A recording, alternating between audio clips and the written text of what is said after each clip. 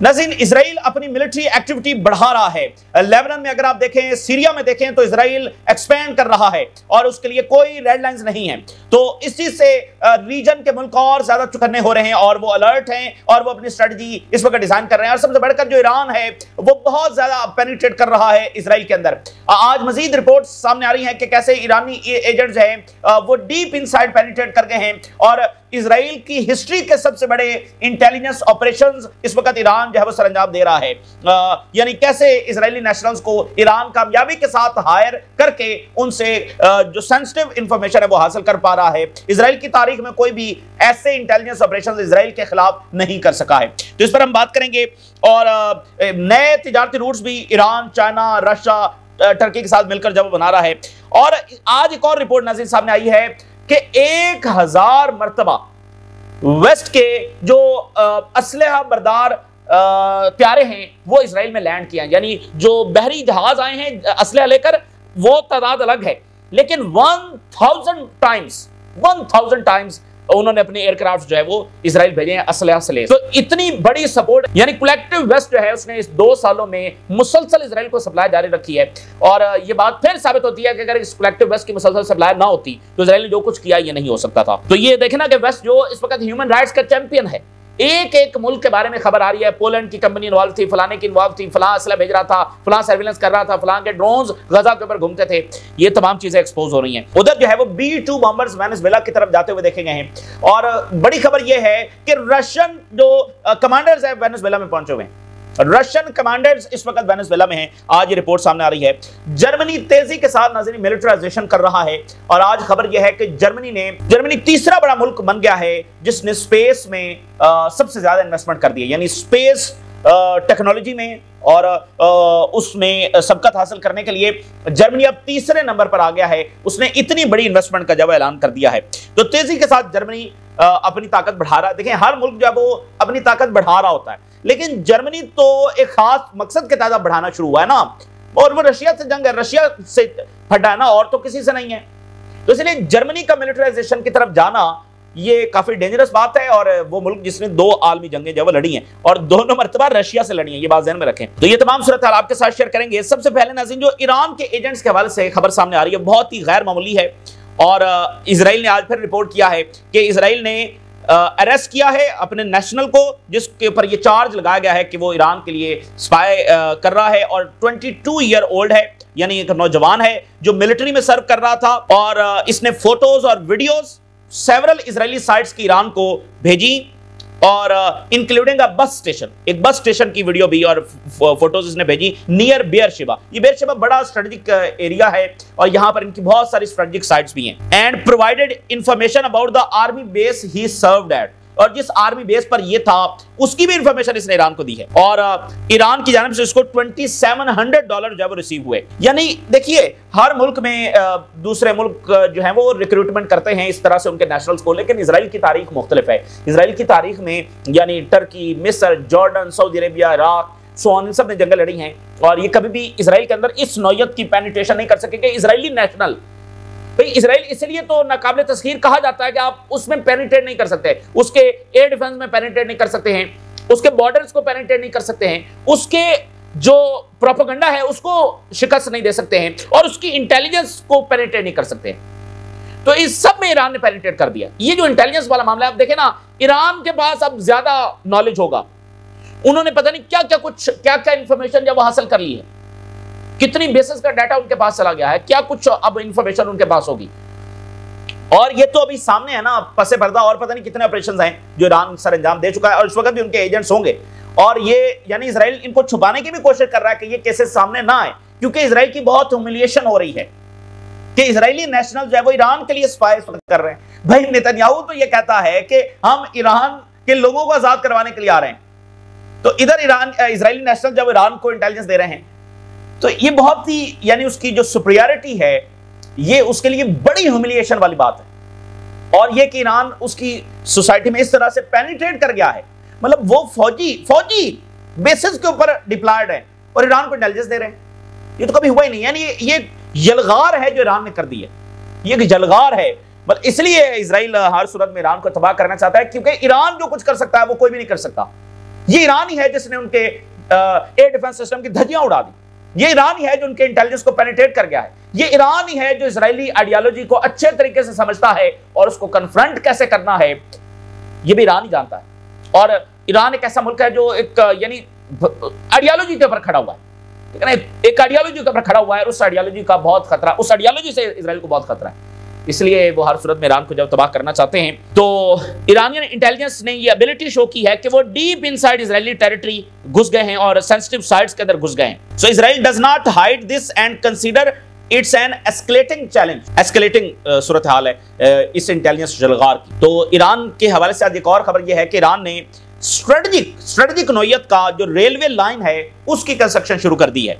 ये 220 kilometre railway line है और ये ईरान और टर्की तक ये होगी और ये सिल्क रोड का काइंड ऑफ हिस्सा होगा जिसमें रेल कॉरिडोर्स होंगे और ये चाइना से जो यूरोप का रूट है उसमें ये हिस्सा है, यानी चाइना से यूरोप तो वाया ईरान टर्की ये उसका बहरहाल हिस्सा है। तो यह मैप के ऊपर जब देख सकते हैं इधर से जो बंदरगाह है उसको ये कनेक्ट हो रही है और सेंट्रल एशिया से होते हुए और यानी डिफरेंट इसमें कॉरिडोर्स भी हैं।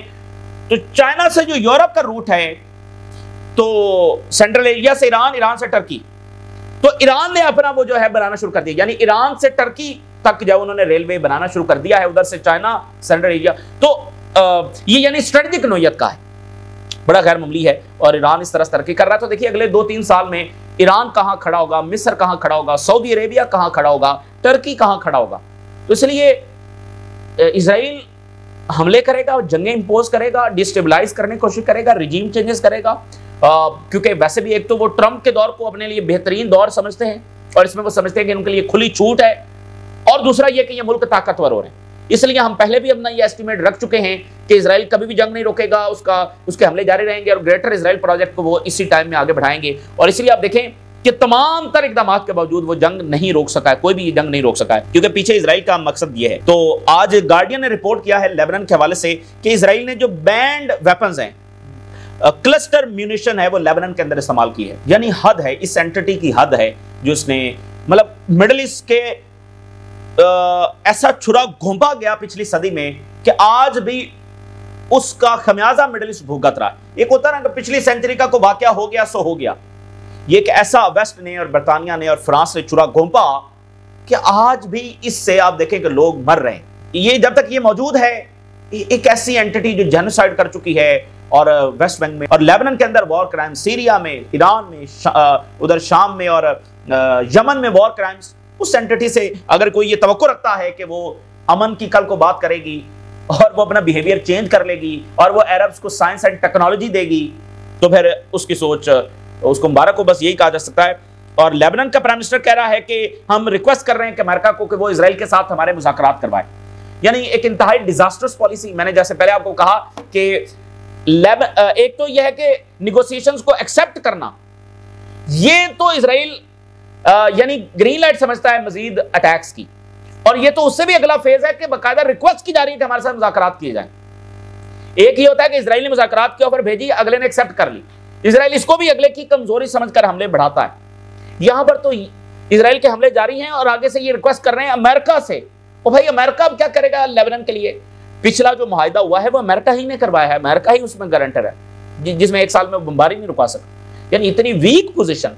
देखिए बात यह है कि आप इजराइल के बॉर्डर पर बैठे हुए हैं, इजराइल ने आप पर जंग मुसल्लत कर दी है, तो वे आउट क्या है? वे आउट ये नहीं है, जंग कोई भी नहीं चाहता, ठीक है, कोई भी इस वक्त जंग नहीं चाहता। कौन चाहता है कि इजराइल बमबारी करे लेबनान के ऊपर?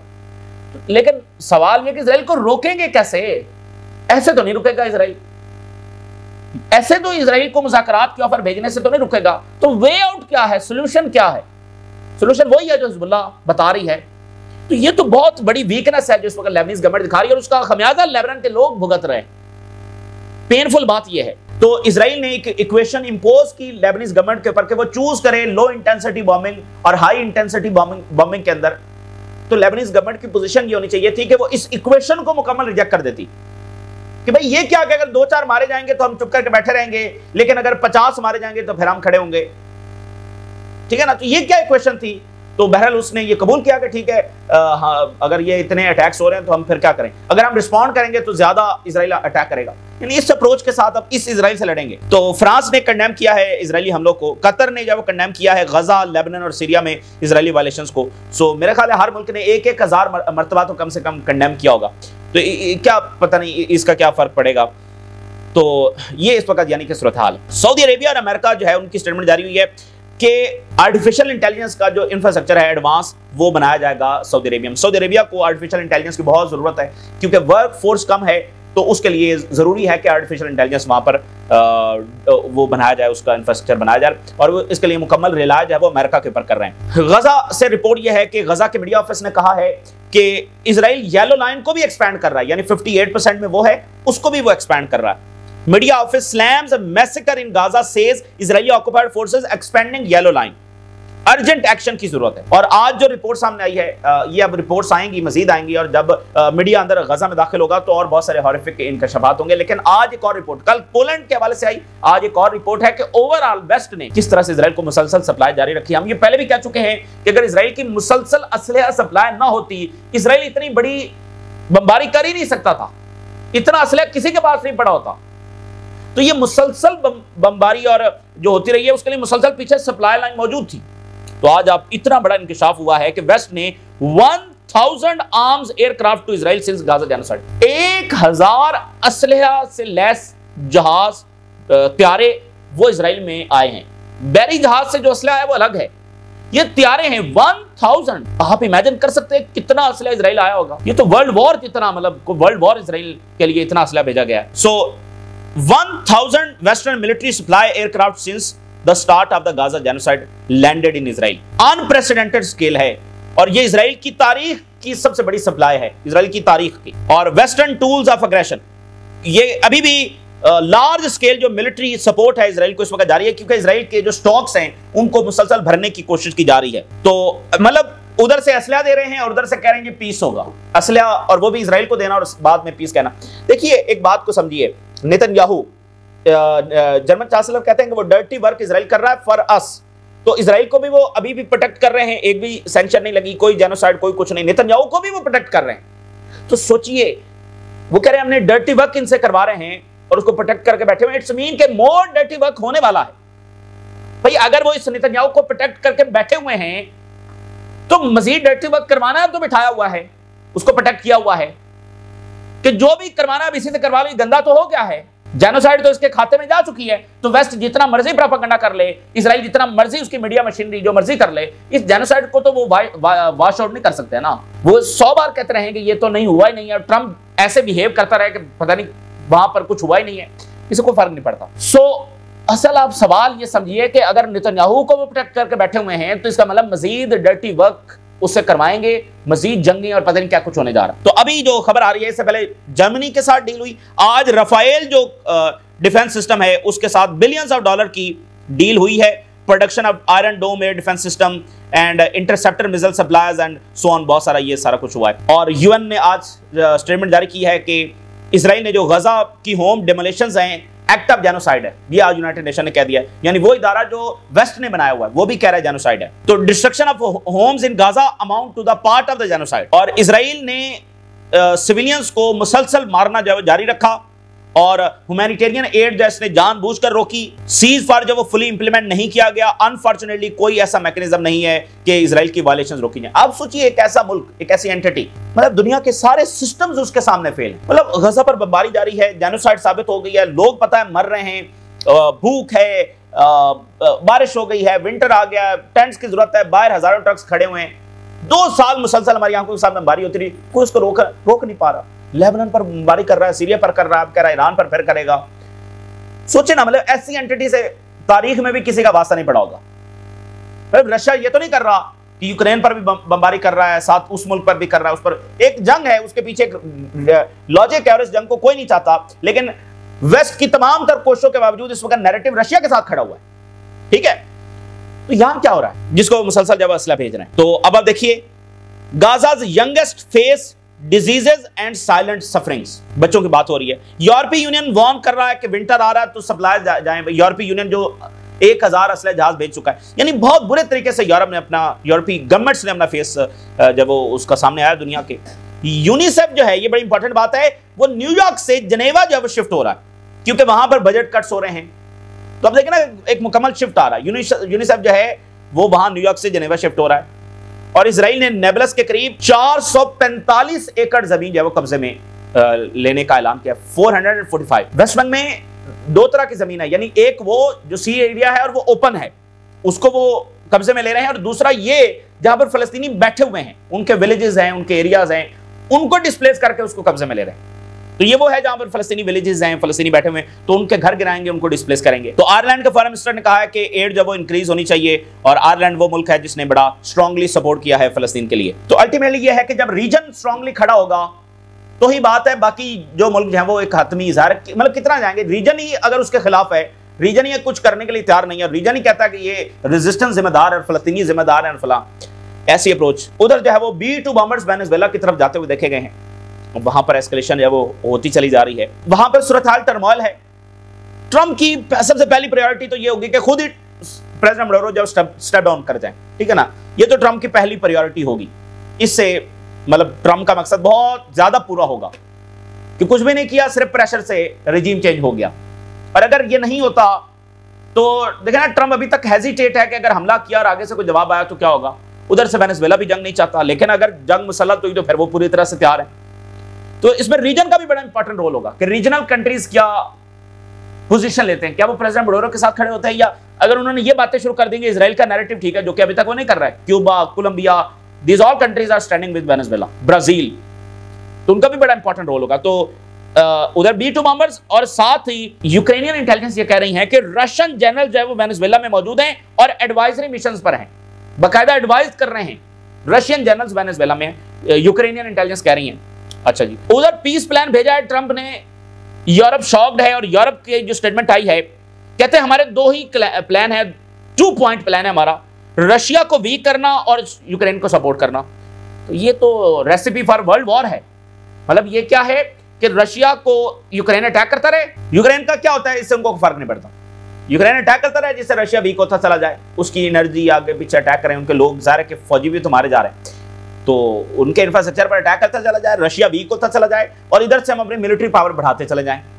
तो कल को 2, 4, 5, 6 साल के बाद रशिया बहुत वीक हो चुका, अगर हमारी मिलिट्री पावर बढ़ चुकी होगी, तब हम इस पोजीशन में होंगे कि अगर बहरास भी जंग करना पड़ी तो हम करेंगे। तो खुलकर वो करेंगे, हमारा मकसद रशिया को वीक करना है, ये उनका प्लान है। तो रशिया क्या इस बात को समझता नहीं है?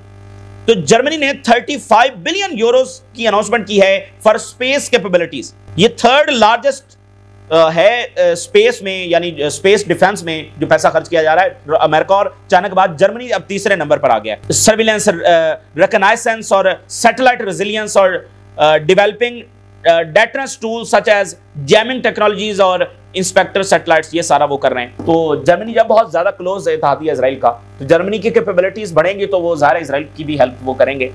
तो लेकिन जर्मनी का मिलिटराइजेशन करना, ये काफी ज्यादा सवाल उठ रहे हैं, और अब वो स्पेस में भी जा रहे हैं, जमीनी फौज भर्ती कर रहे हैं, असलहा खरीद रहे हैं, वेपन फैक्ट्रीज, तो पूरा वो जर्मनी वापस आ रहा, ठीक है ना, जो मिलिट्री पावर वाला जर्मनी है। तो देखते हैं कि किस तरफ सूरत है। आज ज़ोहरान ममदानी की जो मुलाकात है ट्रंप के साथ होगी, आज फिर व्हाइट हाउस के ऊपर नजरें लगी होंगी। ज़ोहरान ममदानी जो है वो मुलाकात कर रहे होंगे ट्रंप के साथ, और देखिए चाइना कैसे डिफीट कर रहा है वेस्ट को। एक और अमेरिका की आप कह लें कि शिकस्त हुई है। चाइनीज कंपनी है नेदरलैंड में, उसको अमेरिकन के कहने पर नेदरलैंड ने कब्जे में ले लिया। आज नेदरलैंड ने कहा है कि ठीक है, हम वो वापस चाइनीज के हवाले करना सिर्फ चंद दिनों के अंदर, और इसके जवाब में असल में चाइना ने मिनरल्स रोके थे, तो सरेंडर इधर करना पड़ा है, ठीक है ना। मतलब कब ऐसा होता है कि जो वेस्ट है वो किसी की कंपनी को कब्जे में ले और चंद ही दिनों में वापस करना पड़ जाए। तो ये है चाइना की ताकत, जिसको अब वो खत्म और कंटेन करने की कोशिश कर रहे हैं। इस वक्त की ताजा तरीन सूरत हाल जो आपके साथ शेयर किया, अपनी राज जरूर आकर इजाजत दीजिए। अल्लाह हाफिज।